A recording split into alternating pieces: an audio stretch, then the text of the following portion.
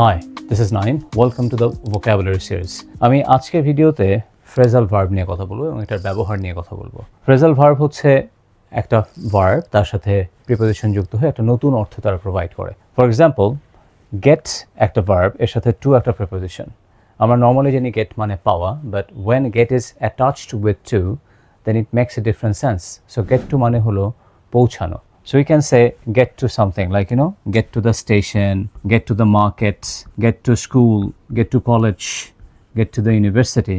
কোনো একটা জায়গায় পৌঁছানো অর্থে আমরা বলতে পারি get to. So he gets to the university, we get to the market timely, he gets to school timely. So get to মানে হলো পৌঁছানো। Then get over মানে হলো কোনো কিছু ওভারকাম করা বা সেরে ওঠা। যেমন he gets over a cold, তার মানে সে ঠান্ডা থেকে সেরে ওঠে।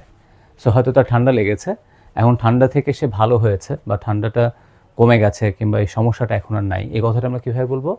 হি gets over a cold. And then get up, we know that get up মানে ঘুম থেকে ওঠা। So we can say I get up at 5 AM or 6 AM, whatever the time is, get up.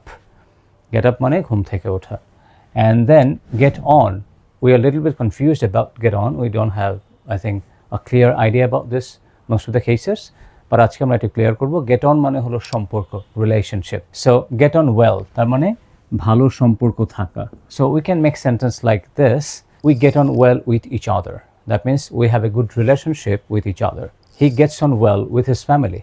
তার মানে তার পরিবারের সাথে তার ভালো সম্পর্ক আছে। So gets on well, ভালো সম্পর্ক থাকা। So now it's your job, write down 4 sentences in the comment section by using these 4 phrasal verbs. Number 1, get to, সে সঠিক সময়ে স্টেশনে পৌঁছায়। Then get over, সে জ্বর থেকে সেরে উঠেছে। Then get up, আমি সকাল 5টায় ঘুম থেকে উঠি। And finally, আমার সাথে আমার বন্ধুদের ভালো সম্পর্ক আছে। So write down these 4 sentences in English by using these phrasal verbs. So that's all for today. Thank you very much. See you in the next video.